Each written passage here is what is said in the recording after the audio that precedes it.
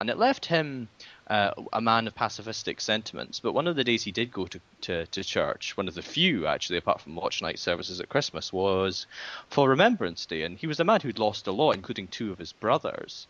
And I wonder if there is a sort of generational shift we see here, that he's dead, I think there are no survivors now of people who fought in the First War, or maybe just a handful. No, Um, not None now. So there seems like a sort of a generational shift that's happened, that in terms of that experience of the Second War, that actually many people's kids, their grandparents will have experienced it in some sense, but they wouldn't have fought in it.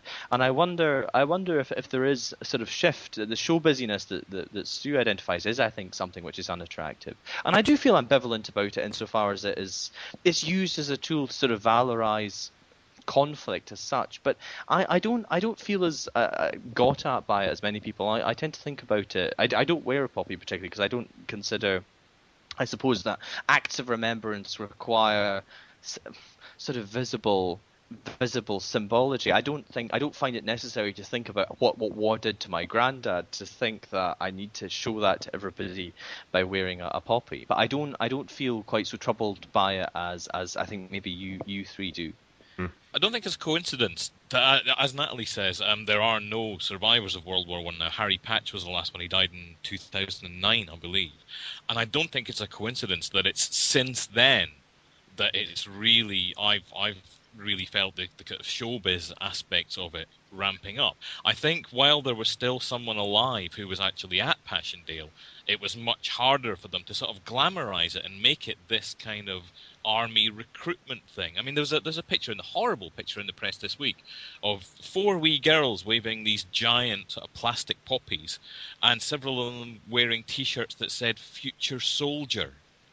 I mean, that's a truly hideous thing, and I don't think Harry Patch, whose anti-war sentiments were well publicised, would have stood for that. I think it would have been very hard for them to do that kind of thing while he was still alive. I think when the last of the World War One soldiers died, I think that kind of opened the way for this horrible, almost commercialisation of it. I think there's a kind of glorification of the military. It started in America with kind of Top Gun. There's actually a very good documentary. You can find it online called Hollywood and the Pentagon, and there's another one called Operation Hollywood, where they chart the kind of through line about, there was lots of kind of anti-war Vietnam films. And then it kind of changed with Top Gun, and then the media portrayal of the military in America in particular became the kind of hero glorification stuff. And I wonder if this poppy sentiment is partly a British version of what they're going through in America. That was interesting, Michael, because I think that was the point I was just going to come in with there. That I think for many of us, a lot of the discomfort is that the Remembrance Sunday has become so overrun by militaristic link that we've forgotten the people who are non-military, who are just as much heroes or victims of conflict. I suppose that to me gets forgotten in the kind of marching of servicemen down Pall Mall or the Cenotaph. I think we forget that actually so many people have lost their lives that were not involved in the military, and many people have been affected wider. And the First World War, the Second World War, you wouldn't have met many families across the UK who didn't have a family member or a friend or somebody in their sphere who had been to war and been killed or maimed. So war affects more people than just soldiers that go to conflict zones. And, I think that the Remembrance Day, to me, should be a solemn occasion for reflection, but also for pressuring our governments never to forget what happens when we go into conflicts like World War One, possibly, in my opinion, for the wrong reasons, and that when we do choose to send servicemen and women abroad, that and risk their lives, that it's done after only the most serious of considerations, where there is absolutely no other option. There is no dialogue which could find peaceful situations, because it doesn't just affect the military, it affects their families, it affects the country, the UK, people here, and more than that, it affects the people in the areas of conflict. those who are killed simply by dint of being in the environs. And we can't forget the high toll of war that isn't just militaristic. And I think we lose sight of that. And that frustrates me and upsets me. The thing that worries me about the glorification is that in some ways it also acts as a shield for the government. Like when you've got something like the Iraq War that the public were against, the whole thing was a disaster. But if the military are glorified, then it's like you can't criticise the policy because you're criticising the troops. And this is also a kind of worrying part of it. And I find that the Poppy debate reflects in this. It's like you cannot criticise government policy. Like, there's been revisionism. Like most people agree that the First World War was a pointless slaughter, but I've seen people being criticised for making that point recently as well. There is sometimes an idea that if you criticise the policy and say that it was a forlorn and pointless action, that you're saying that people's died in vain. And actually, I suppose you are saying that. That is the brutal, horrible, blunt point, and I think I can see that concern that it can be used for political reasons to justify existing and future, let's be blunt about it, future conflicts, and trying to deflect critique. So I think there is something to that, definitely. Well, in the First World War, they did die in vain. I don't think there's any rational disputing that. It solved nothing in Europe because Europe went back to war 20 years later to sort out the mess they'd made of the peace after World War I. I don't think there's any sort of grounds to dispute that at all. And I think it's a giant kind of act of misdirection by the government to cover up their own guilt for that sort of thing. They keep sending our young men and women away to get killed and to kill foreign people to no discernible end. Does anyone feel safer because we've been in Afghanistan for the last decade? Did anyone in Afghanistan want to kill us before now? Not that I'm aware of.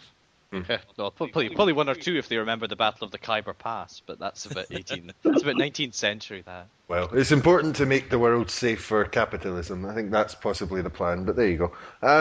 I think it's a good point to wrap up. But just on the subject of traditions on November the 11th, did you see Prince Philip kept up his tradition of horrendously offending someone once a year around this time? Was that the Fields thing? Yes, he saw. I don't know if you saw it. He was speaking to a man who had lost his legs, but he had kind of artificial legs, and Prince Philip said something like, "You should attach wheels to them," to him. It makes you proud to be British, does it not? I always loved that joke in Have I Got News for You, is that the royal family are going on a charm offensive. The Queen's doing the charm and Prince Philip's doing the offensive. But it's often... Johann Lamont and Margaret Curran stole that joke for the Scottish Labour conference last year, I think. Yeah. I think that's a good point to wrap up. Thanks for coming on again, Natalie. That was great. No worries, thank you. Thanks for coming on. Thanks for coming on, Stu. We finally got microphones working. Any old time. And Andrew, speak to you again next week. Absolutely. Speak to you again. See you later. Bye-bye. Bye.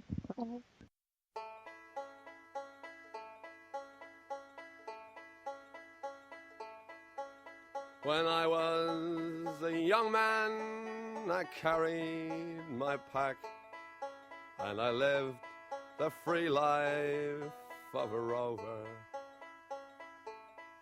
From the Murray's green basin to the dusty outback, I waltzed my Matilda all over.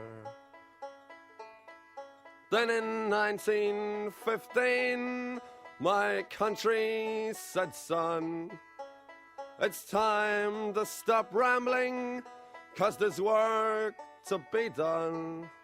So they gave me a tin hat and they gave me a gun, and they sent me away to the war. And the band played Waltzing Matilda as we sailed away from the quay. And amidst all the tears and the shouts and the cheers, we sailed off for Gallipoli. Oh, well, I remember that terrible day when the blood stained the sand and the water. And how in that hell that they call Suvla Bay, we were butchered like lambs at the slaughter. Johnny Turkey was ready, he primed himself well. He showered us with bullets and he rained us with shells. And in 5 minutes flat, he'd blown us all to hell. Nearly blew us right back to Australia.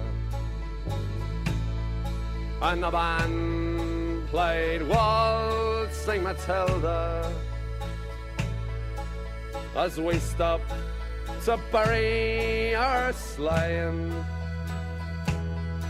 And we buried ours, and the Turks buried theirs, and it started all over again. Now those who were living did their best to survive in that mad world of dust, blood and fire.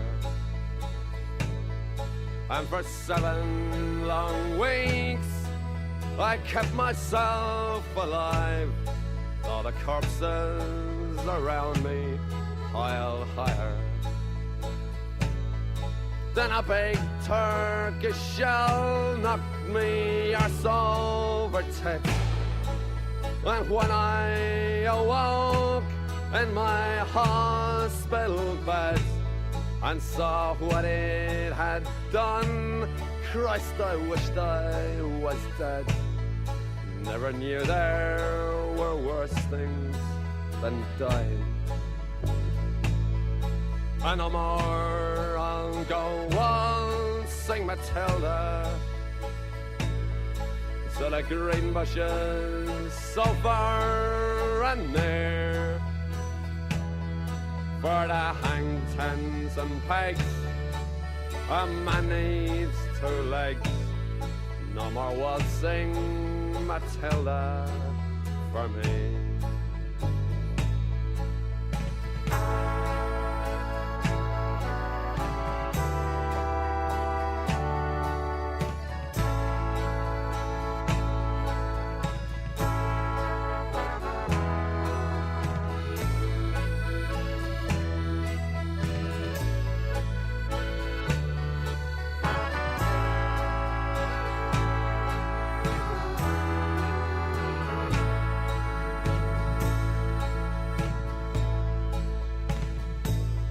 So they collected the cripples, the wounded and maimed, and they shipped us back home to Australia. The legless, the armless, the blind and insane, those proud wounded heroes of Suvla. And as our ship pulled into Circular Quay, I looked at the place where me legs used to be, and thank Christ there was nobody waiting for me to grieve and to mourn and to pity. And the band played Waltzing Matilda as they carried us down the gangway, but nobody cheered. They just stood and stared, and they turned their faces away. And now every April I sit on my porch and I watch the parade pass before me. I see my old comrades, how proudly they march, reliving the dreams of past glory.